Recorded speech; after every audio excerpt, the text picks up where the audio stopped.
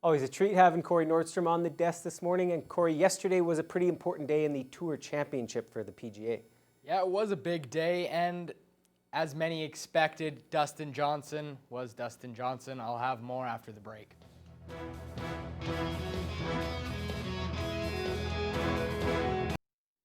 Well, Corey, the Tour Championship is wrapping up today, but yesterday it was Dustin Johnson's day. And I mean, it's just crazy. The winner of this tournament, it's $15 million. I can't even believe, that's unbelievable. Yeah, $15 million for 4 days of work.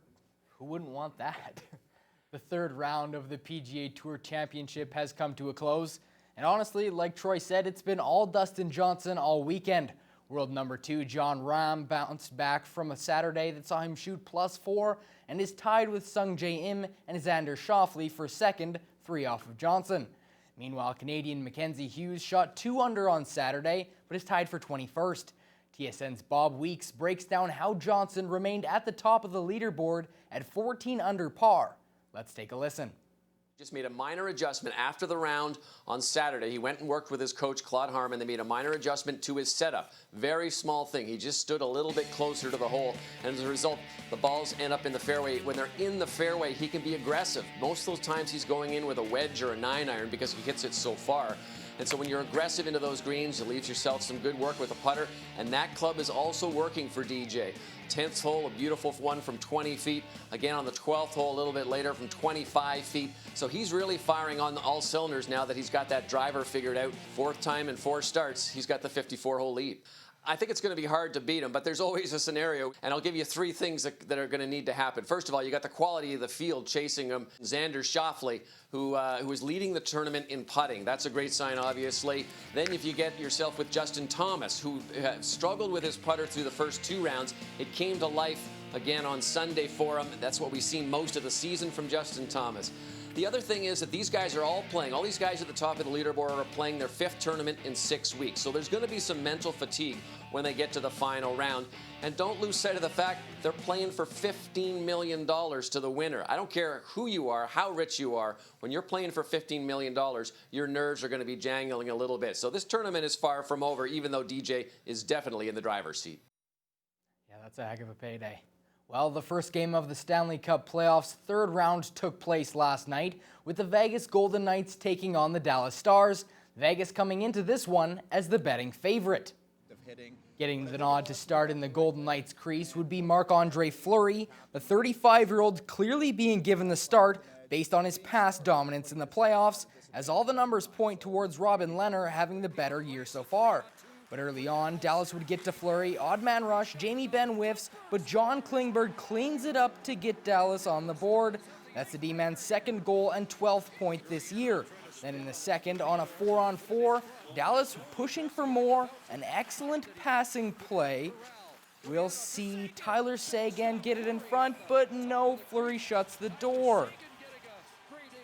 Vegas would continue to push, but Dallas was just too much, taking the game and the series lead 1-0. And on Saturday, the rest of the NHL's conference finalists were determined as the New York Islanders shut down and shut out the Philadelphia Flyers in Game 7. The Isles won 3-0, allowing just 16 shots from Philly in the defensive affair. It's the first time since 1993 that the Isles made it to the 3rd round of the playoffs. Now moving to another do-or-die playoff game, this time in the NBA. The brooms were out yesterday, and it wasn't for some Sunday cleaning. The Miami Heat have shut out the league's reigning MVP so far and lead the Milwaukee Bucks 3-0.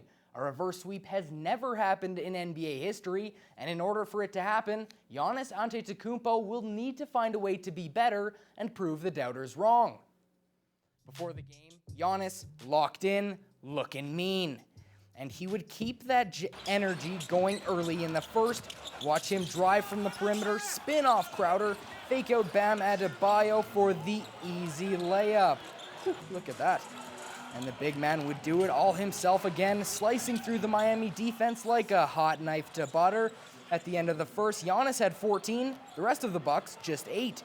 And in the second, a scary scene if you're a Milwaukee fan. Giannis taking it to the hole twists his right ankles. Take a look, folks. Ooh, that has got to hurt. The big man noticeably upset at the injury as he is carried off the court. But in the fourth, still without Giannis, the Bucks would show their depth. Here's Eric Bledsoe taking the lead with an icy jumper over Goran Dragic.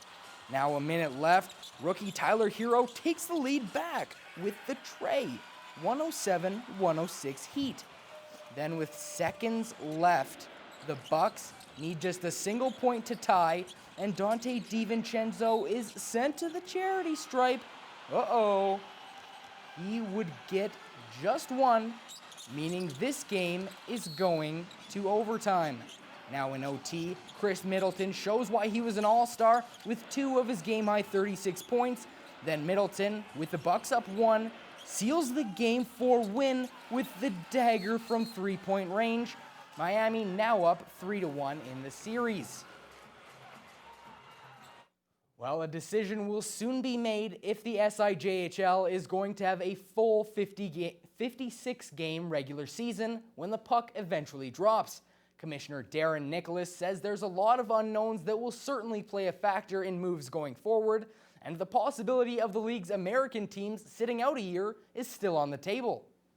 The SIJHL is still shooting for a November 14th opening puck drop, but in order for that to happen, some provincial regulations would need to change, according to the league's new commissioner. Let's make no mistake, I mean, under the conditions that are there now, we wouldn't be able to operate our league. So the 50-player bubble, there's an indoor gathering limit of 50 spectators right now, and those are really the 2 things that, have to change. There's other regulations that would be nice to change, but we can work around. Darren Nicholas says league officials have a meeting scheduled for September 11th. That's where they will try and figure out the answers to some key questions. How long the schedule will be, how many games we'll play, when will we have to be done by? Is that going to be governed by building limitations when the ice come out? Is that going to be governed by national championships, Dudley Hewitt Cup, stuff like that? The SI is among a number of leagues with teams on both sides of the Canada-US border, which is to remain closed until September 21st. Many think it may not reopen at all in 2020. Nicholas says that would likely mean a 5-team league without American squads. But right now, the commissioner is wishing he had a crystal ball to find out when the border reopens, to plan contingencies, and maybe hold a season with all 7 teams. If we could get some certainty as to when the border's opening up, we can have them play maybe their part of the schedule against each other first before the border opens up, type of thing. So it gives us a little bit of leeway and flexibility in that time, but they've got a time frame in mind where they're going to decide whether or not it's prudent to continue on with the season. Well, Troy, I know both of us being hockey fans, we want to see some North Stars. We want to see the fighting walleyes, but that's winter stuff. Let's talk about, what's here and now. Troy, let's go with some weather, hopefully some warm weather. Yeah, we'll take a look at that coming up after the break. Well, Troy, we haven't exactly had the most consistent weather lately, and please, if you're going to tell me that we're going to have consistent weather, make sure it's warm. Yeah, I mean, we have a bit of consistency coming, but not necessarily in the warm side of things. But we'll get to that in just a bit. First up, let's head across the country over there on the West Coast in Vancouver. They are enjoying some nice weather this last few days. Sunny for them with the high there of 27. Heading across the country we go. Let's look into Ontario. It's not as pretty there in Toronto. Mix of sun and cloud coming later in the afternoon, but dealing with some rain showers in the morning with a high there of 24. And farther there out on the east coast, St. John's, Newfoundland, 21 degrees is their high. Quite sunny for them on the board. And looking into today with the holiday Monday in the region, mainly cloudy over there in Dryden with a high of 10.